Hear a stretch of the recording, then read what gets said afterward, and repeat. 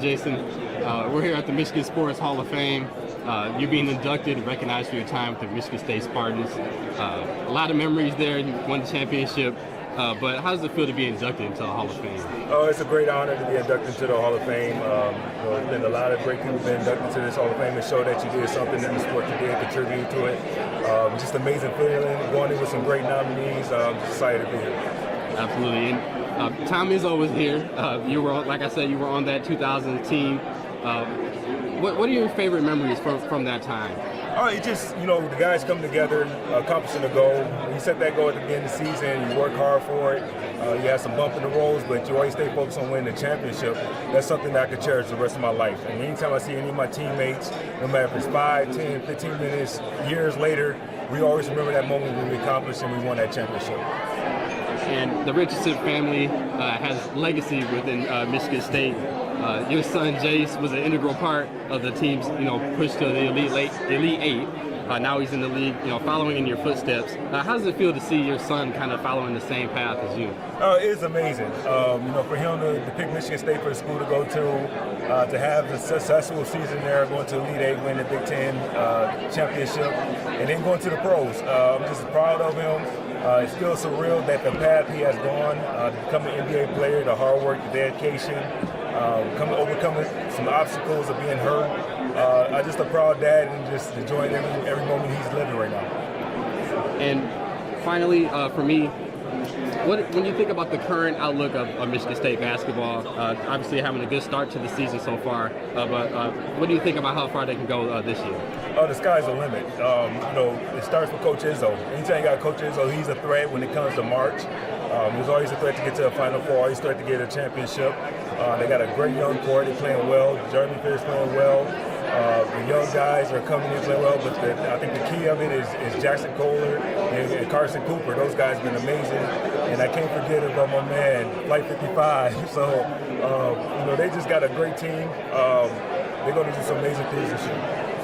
Thank you for your time with the Pistons. How does it feel to be recognized for your time? Obviously, you had a really impactful time there. It's awesome, man. It's awesome. It's a privilege. I'm glad and thankful to be here. I'm glad that I was voted in. This is a very special moment to go with a special city. Absolutely, and the special city. Your team, the Going to Work Pistons, they embodied. Do you think that's part of why you became so beloved, as well as winning a championship on it? I think so. Plus, also, it was just my attitude, the way that I was on the court. I think that embodied the Detroit attitude about the hard working, blue collars and all that. So I think that's what made us mesh together. And when you look at the current Pistons roster, first in the Eastern Conference, what are your thoughts about their outlook for this season? The young fellas are doing good. So far, so good. Just got to keep it up. It's still a long way left in the season. It's still, about, 60-some-odd games or whatever, so just got to keep it up. You think they kind of resemble that Going to Work Pistons style a little bit, hard-nosed, prioritizing defense? Well, I can see, that's what Coach tries to hang his hat on is that defense, and that's the same thing that we did. I think they do have a good defensive team, but now it's time to go through all the heartaches and the heartbreaks and got to get everything going to get where they want to go. And when you look at your whole time with the Pistons, what are some of your favorite memories that come to mind? Just a lot of the road trips, a lot of the times when we meshed together off season, going over one another's house, celebrating birthdays, anniversaries, and just doing all the family-orientated things. Absolutely. Thank you. What was going through your mind when you got picked? And could you have imagined that your life would have turned out like... I didn't. I didn't. Actually, I was surprised. I thought I was going to be in Atlanta pretty much for the rest of that season. But when the GM told me, he was like, if we can find a better deal, then we're going to do that. If not, then you'll be here. I said, no problem. I appreciate you telling me. And so once he came back and told me, like, hey, we got a good move for you with the Pistons, this and that, to me, it didn't matter. I was like, all right, so here it is, a playoff team. So I'm like, bet, let's go ahead and let's get it. Did you know you were going to a team, though, that could do what it ended up doing? No. To be honest, I didn't think the things that we did, we would do right away. No, to be honest. I didn't think we would win it until it was probably game 2 of the Eastern Conference Finals. Speaking of that game, did you take any crap from anybody in the organization when you made the guarantee? No, everybody had my back. You know, that was the good thing about it. Everybody had my back with it, but that was something I really felt. And I'd like to say that for me, I was the megaphone for everybody. You know, I just said what they felt. Was there a point after you said that where you're like, boy, we better win tomorrow? No, I'm glad we came away with it. Look, I was on the bus like, I appreciate y'all backing me up. Like, but yeah, again, I'm the megaphone. You're here at the Michigan Sports Hall of Fame, being inducted, recognized for your amateur career, a storied amateur career. I believe you only lost one time, 2 Olympic gold medals. How does it feel to be recognized for all that? Man, to be a Hall of Famer just off my amateur career alone, and not even my professional career, is like super duper crazy to me. And I'm honored. I'm happy. And my amateur career, you might as well say I was undefeated. I did not lose to her, but hey, it is what it is. But man, to be up here and being honored, I can't believe that I'm a Hall of Famer and I'm still an active champion. It's kind of weird, but I'm super grateful for it though. Absolutely, and you parlayed that amateur career into a really successful professional career. You've done fights in Michigan. What do you have to say about the level of events that you put on in Michigan, especially recently? When we talk about like athletes out of Michigan who are like your top 10, I'm happy to say that I'm a woman and I am in a top 10. I'm very loved and very well supported, very undefeated, very hard to beat, and I continue to sell out arenas. You know, I'm so happy just to be in this space in my career. And man, I invited my first boxing coach here today, and to think that it all started when I was 11 years old. Now I'm 30. And hey, Hall of Famer. Absolutely. And you have a big event coming up in Detroit in February. What are your thoughts about that fight coming up, and how do you see that going? February 22nd, I'll be back at Little Caesars Arena. We're going to have another sold-out event. I'm fighting against Franchise Cruz. This is our second time fighting each other. We fought our pro debuts. I won. Now she wants her get back. She has been able to come. She became undisputed champion just like I did. She only has one loss. And if anybody wants to beat me more than Franchise, they don't exist. Like, she wants to beat me more than anybody. So I look forward to fighting her. It's going to be a firefight. You know, you never got the fight that you wanted to get with Layla and Wolf, but you will get Franchise Cruz versus Claressa Shields, and it'll be in a 10-round fight with all the belts on the line. And I look forward to showing what I can do and what $8 million look like. And for as historic of a career you had, it seems as if you've only just now beginning your just due. You know, you had the movie as well as this and the Hall of Fame career. How does it feel to see all that kind of come together? Listen, man, God's timing is the best timing. I'm so happy that God didn't give me $1 million when I was 17. I'd be broke as a joke. It ain't funny. Just not getting my just due is cool, but it's just so much more to come. You know, thankful for the $8 million, thankful for Win Records, thankful for Philly Promotions, and I'm just ready just to continue fighting and seeing what the future holds for me. Absolutely, thank you. Yeah.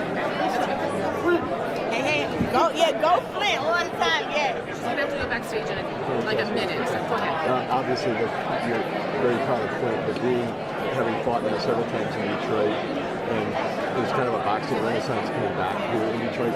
Gym reopened. What's it like to be a part of that renaissance in Detroit with the sport? One, Detroit is like a big part of Michigan. Like, it has one of the biggest populations. They always come on and support me, and it's right in the middle of everything. It's right in the middle where you can get to. Chicago is a few hours away. New York is a few hours away. Atlanta. So everybody always comes, and it's like Detroit is like a fun, exciting sports hub. And I'm so excited to be fighting in Detroit, to represent Michigan. And I mean, Flint and Detroit are two different places, but we're only 45 minutes apart. So always happy to bring everybody together and just keep representing us. Yep. How's this compare to winning the world title tonight, this evening? Listen, I am not shocked when I win a world championship fight. Like, I expect that. But to be a Hall of Famer feels way different. Like, honestly, I'm like, no way. In my mind, I'm like, it's no way. Like, I just can't. I can't really, like. And the fact that it's your own people that elect you. Yeah, listen. To be be a Hall of Famer just off my amateur career alone speaks volumes. And I know that I'll be a Hall of Famer in the International Hall of Fame, Nevada Hall of Fame, whatever Hall of Famer 3 is, I know that I'll be in it. But it's always something about the first. Andre! And what are we going to expect on February 22nd? February 22nd, you can expect me to go out there and do what the vote does. I'm going to win. I'm going to be very strong. I'm going to be very in shape. And it may be my best performance, to be honest with you. It may be because Franchise brings out a different type of fighter in me. I look forward to it. 16,000 sold out. Get your tickets on Ticketmaster. We're here at the Michigan Sports Hall of Fame. You're being inducted into the Hall of Fame for your tenure here at Michigan State University as a coach. How does it feel to be inducted and recognized for your tenure there? Well, that's extremely humbling. A lot of people go into doing something like this, and so I look back and always say it's a program award. My players, my coaches, our staff, the administration, all of those people had something to do with this, so I hope they all feel a little bit of piece of the puzzle. Absolutely, and you had a very successful tenure there, multiple Big Ten championships, the Rose Bowl. What comes to mind as sticks out to you as far as some of your favorite memories from your tenure there? I would say, because I've been asked that a number of times, my favorite memory was when we all clapped it up at the end of the football game to win a football game, and when we won my 110th football game, we all clapped it up in the locker room at Northwestern with my players. But every one of those players who helped us along the way to win one of those games from 2007 to 2019 are a part of that. And I would say that's probably my favorite moment, but we've had some other great ones, iconic ones. Absolutely. And when you look at the current outlook of the Michigan State football program, obviously hiring Coach Fitzgerald, what do you think of the direction that the program is now heading in? I think Coach Fitzgerald did an outstanding job. He's an old school guy. I was sorry to see Jonathan go as well, but because I thought he did, he's a good coach. But I've known Pat for 20 years. He's been a head coach in this league. He knows the league. He knows the Midwest. He's an excellent recruiter. Brings a lot of energy, and I think he'll do an outstanding job and he'll get it back in place. Do you have any advice for him? Dream big. Dream big. Absolutely. Well, thank you for your time, Coach. We're here at the Michigan Sports Hall of Fame. You're being inducted and recognized for your time with the Tigers. How does it feel to be recognized for that? Well, it's exciting. It's a great time. I've had a lot of great memories here over 15 years with the people with whom I work. A lot of great memories on the field, and it's very touching to be here to have this opportunity. So it's a wonderful evening. My family's been able to join me, some friends. So a great evening with a lot of emotion attached to it. Absolutely. And during your time, you were kind of known for being able to take big swings and it paying off. What do you think about the difference, how it is now where players are teams are kind of not really taking those big swings and kind of just trying to preserve talent?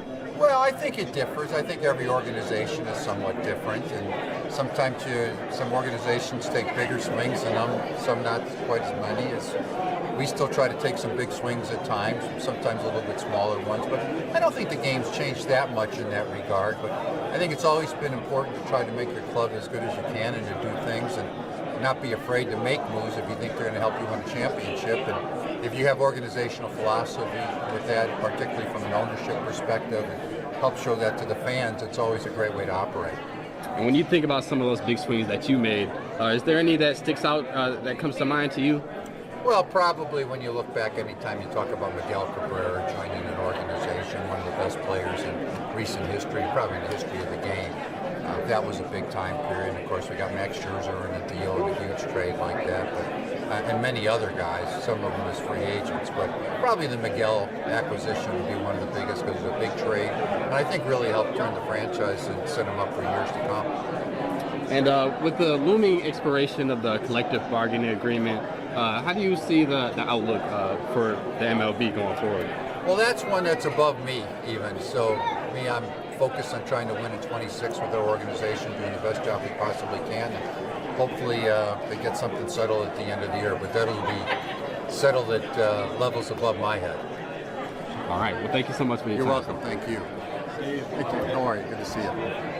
We're always so good at keeping secrets, in this era of all the leaks and the media.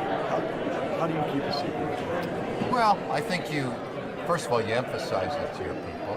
You really say how important it is because there's usually nothing to be gained by others knowing what you're doing. So that's one thing, and you surround yourself with a bunch of individuals that know that's your philosophy and they follow those philosophies. And sometimes that group is very small, but sometimes too there's a lot of people that have been in rooms with those trade conversations, and they just know that if they're going to be in there, it's important to keep it quiet, because if they don't, then they ruin it for everybody. So it's just been something that's been emphasized through the years, and fortunately, in most cases, not always, it's worked. When you would pull off a big move and it was kept a secret and then all of a sudden it's announced and you see the reaction, did you kind of just smile and be like, nobody can laugh? Like, we did that. Well, in a way, yes, because so many people are digging to try to find that information and try to pride yourself to keep it quiet. But I think there's many moves that are made, I think, when you make them that perhaps could be shifted if the word got out, somebody else may jump in. So I think anytime you're able to do that, you feel some self-accomplishment for the organization to be able to make a move like that and some satisfaction. You're remembered for a lot of big moves. Is there ever one that you don't know about, even if you didn't mention names, the move that you thought you wanted to get done that didn't happen?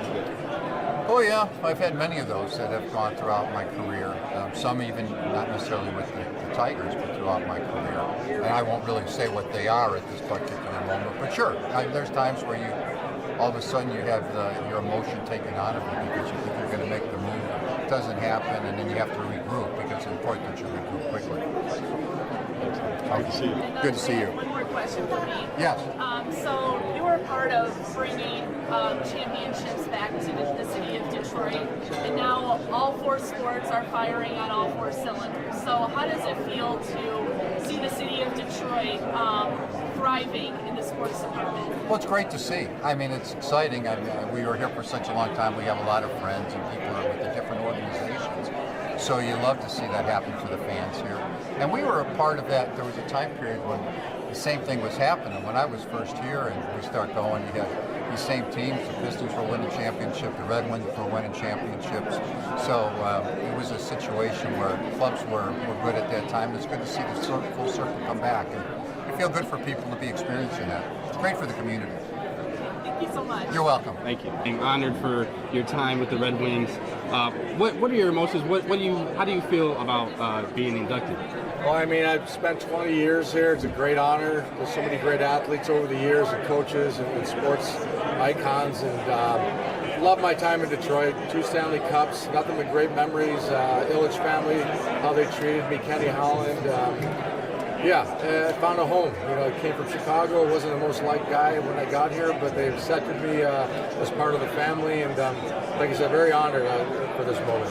Absolutely, and you spent a long tenure with the Red Wings. As you mentioned, 2 Stanley Cups. What are some of your favorite memories from your time with the Red Wings? I mean, the parades for sure. Enjoying with the whole city. My chili bar had some great moments there with the Tigers, with the Lions. Some of the greatest moments were at the restaurant. It's not often that an athlete has a bar and frequents it all the time like we did, but it became kind of a staple in Detroit. And I think the one we won the Stanley Cup in 2002, and all the Tigers were up in the balcony with us, and spraying everybody with champagne. It sticks out in my mind quite a bit. But yeah, just some of the great memories with the fans and the interactions I had during those championships. Absolutely, and you think about your time during 2008, 2002. Around those times, the other sports were also doing well. How does you feel to look at the current outlook of the sports in Detroit and to see how they're all doing well as well? I mean, it's great. The Lions have struggled for so many years, and then to see what the coach has done there. We had to steal your coach, bring him to Chicago to turn it around for us in Johnson. But they're 2 of the greatest sports cities, Detroit, Chicago, in the country. And they should have good teams. And it was a little bit of a drought for both, but I saw the Pistons win championships when I got traded here early on the Prairie. I saw the Bulls win championships with Michael Jordan in the 90s. I've been very fortunate. The Tigers had some great years going to the World Series. While I was here, Chicago, I got to go out to Cubs and Sox to win World Series. So I'm a great sports fan. I love it. Now the Pistons, right there again. Bulls are struggling. So I know I should be next to both cities, but I can't help myself. I love both of them. But Chicago's home. Absolutely. Chris, what did you say to the fans with the job that Eisenman is doing? And did you preach patience, or what did you say to them?